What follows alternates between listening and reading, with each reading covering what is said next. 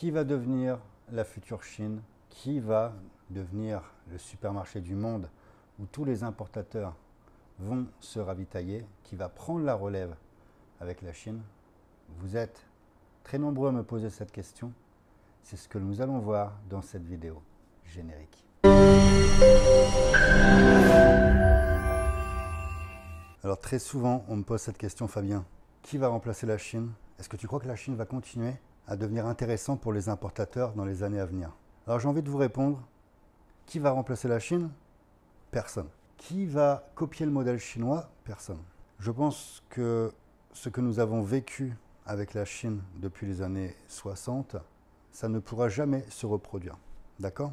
Il faut imaginer la Chine, un continent grand comme l'Europe, double de sa population, 1,4 milliard, donc un pays continent axé sur le business, avec une main-d'œuvre qualifiée, avec un pays politiquement et économiquement stable, où le gouvernement a tout fait pour développer le commerce extérieur à base de subventions, etc. Un pays qui a décidé de s'ouvrir sur le commerce mondial. Un pays où vous avez également les matières premières. Ok, ça va être extrêmement compliqué. Je vous vois tout de suite, vous me dites, et vous êtes souvent en train de me le dire, le futur c'est l'Afrique, Fabien. Qu'est-ce que vous entendez par l'Afrique? Ok, l'Afrique du Sud, le Sénégal, l'Éthiopie de l'autre côté ou l'Afrique du Nord avec le Maghreb? Vous voyez, l'Afrique c'est un continent avec de nombreux pays à l'intérieur. Okay, avoir une future Chine en Afrique, je n'y crois pas. J'y crois pas, pourquoi? Actuellement, il n'y a ni les infrastructures, ce n'est pas assez stable niveau politique, il y a énormément de culture, de religion, on va revenir aussi sur la religion ensuite. Également, voilà, c'est immense hein, l'Afrique, et je ne crois pas à une entente possible, une entente africaine. Ce serait formidable, mais je n'y crois pas. Beaucoup trop de corruption. C'est un continent voilà, à part, comme chaque continent, bien entendu. Je pense que s'il venait à y avoir ces 20 ou 30 prochaines années un changement avec la Chine, imaginons que la main-d'œuvre et le coût de revient des produits ne soient plus forcément intéressants, je pense que l'on assistera à ce qui se passe actuellement en Éthiopie. Ce sera les entreprises chinoises qui vont s'installer dans des pays où la main-d'œuvre est plus intéressante financièrement parlant. Okay, c'est ce qui se passe dans le textile. J'ai fait une vidéo sur l'Éthiopie, ce sont les Chinois qui sont installés. Et c'est ce qui se passe également au Cambodge. C'est beaucoup des Chinois qui s'installent. Mais on a également ça dans d'autres pays, pays asiatiques.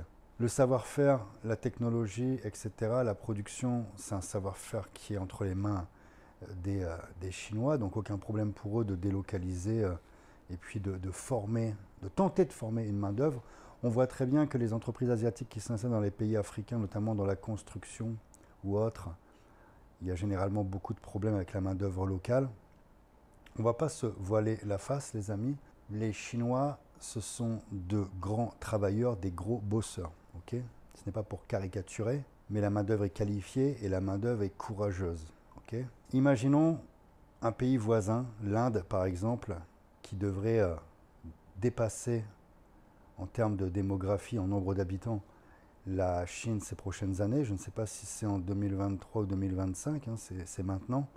L'Inde devrait devenir le pays le plus peuplé, mais on a une main-d'œuvre, autant sur les services, c'est très intéressant, mais au niveau des produits manufacturés, c'est très limité, les infrastructures sont très limitées.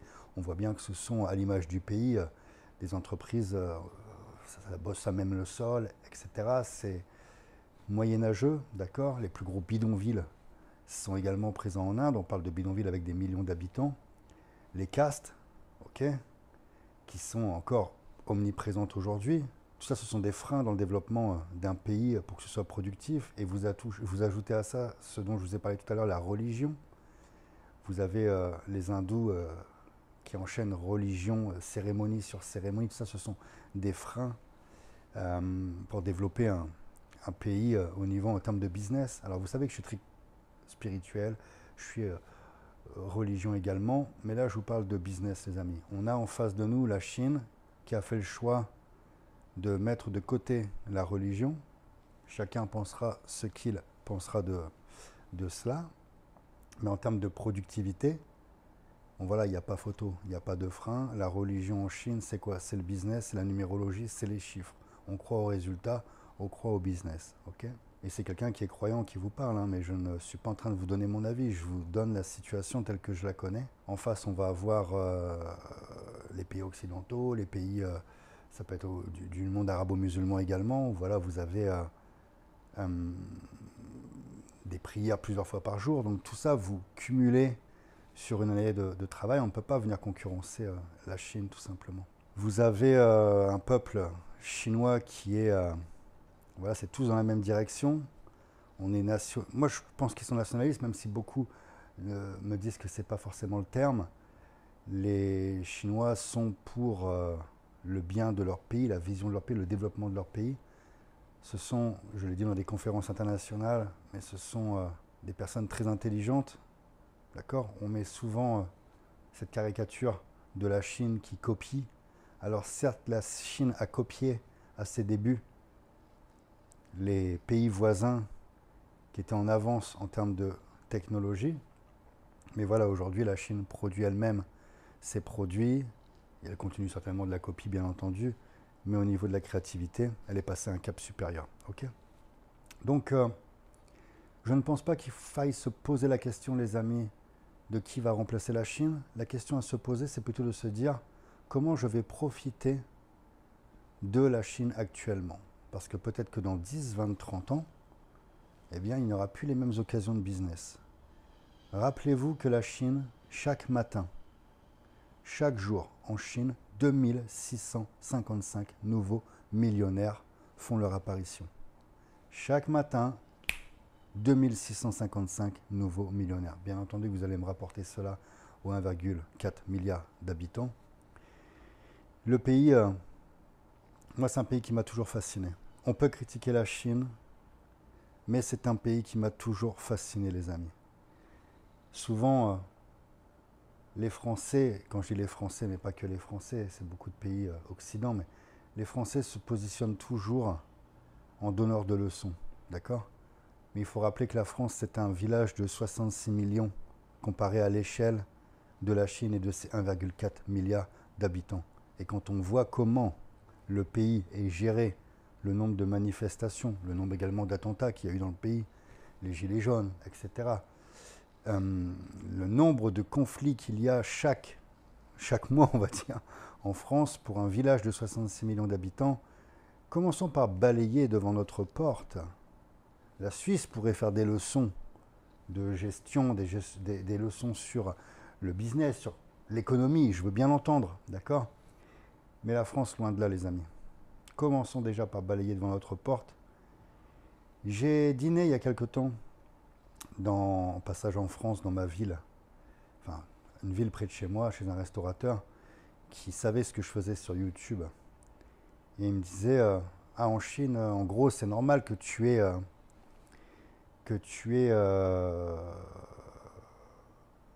voilà, qu'il soit fan comme ça lorsque tu fais des conférences, parce que moi j'ai un de mes cousins qui est chanteur en Chine et il a un grand fan club de Chinois. Et il faut savoir que la Chine, ils ont quand même 20 ans de retard sur la France. Et je l'ai regardé, le mec est dans son restaurant, c'est le même restaurant depuis peut-être 30 ans. Il est au fond de la Picardie. Et la Chine aurait 20 ans de retard. Quand on s'imagine Shenzhen, Hong Kong, Canton, Shanghai, quand on imagine cette Chine, non, les 20 ans de retard sont plutôt de l'autre côté. Je pense que la Chine a eu une croissance. Personne, c'est indéniable, personne n'a eu au monde une croissance, aucun pays n'a eu comme la Chine, une croissance aussi fulgurante. On est passé de champs, de personnes, de rizières, de personnes qui étaient à cheval, ok, à des villes qui sont construites en 30 ans, avec voitures de luxe, Porsche, Lamborghini, Ferrari, en 30 ans. On est passé d'un champ à une ville avec des buildings luxueuses, ok. Donc ça, c'est nulle part ailleurs. On ne verra pas ça ailleurs. Ok? Il y a trop de facteurs qui seront compliqués à assembler et à ajouter pour reproduire ce qui s'est passé en Chine. Ok, certes, c'est tenu d'une main de fer. On peut critiquer beaucoup de choses sur la Chine, choses que voilà, je ne suis pas intéressé d'échanger. La prochaine vidéo, d'ailleurs, j'essaierai de traiter sur les Ouïghours, parce que c'est un sujet dont vous m'avez parlé. Je vais aborder ce sujet qui est très sensible, mais encore une fois, sans langue de bois, afin de vous donner mon avis sur, voilà, sur cette Chine. Okay. Donc la question à se poser, les amis, c'est comment profiter de la Chine? Comment se lancer dans le business avec la Chine?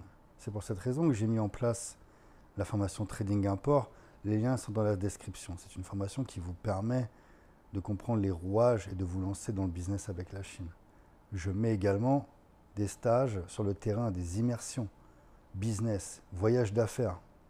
Il y en a un qui a lieu d'ailleurs prochainement pour la future foire de Canton. C'est du 14 avril au 20 avril. Okay, nous allons organiser un stage spécial business. On va travailler sur vos projets. Si vous êtes intéressé, d'ailleurs, il y a tous les liens dans la description. Ça vous permettra d'avoir un maximum d'informations. Donc ne vous posez pas la question qui va remplacer. Vous savez, depuis que je fais du business, il y a toujours des profils de personnes qui, plutôt que de regarder sur le moment présent ce qu'il y a à prendre, ils se disent ah, mais alors ce produit-là, peut-être dans 1, 2 ou 3 ans, il est fini. Sur quoi je dois me concentrer? Ok, dans 2 ou 3 ans, il est peut-être terminé, on ne sait pas, ou peut-être dans 5 ou 10 ans. Pour le moment, il reste encore, comme tu viens de le dire, 2 ou 3 ans de travail. Concentre-toi sur ces 2 ans de travail à faire du cash, et ensuite, tu auras assez de cash pour prendre un petit laps de temps et rechercher un nouveau marché, un nouveau produit. Parce que si tu es toujours à essayer d'imaginer des choses, à visualiser le futur qui n'est forcément pas ce qui va arriver, tu vas passer à côté de beaucoup de choses. Il y a des trains qui passent, les amis. Il faut monter dans le train. Ok? Il faut passer à l'action. Ta réussite, tu la mérites.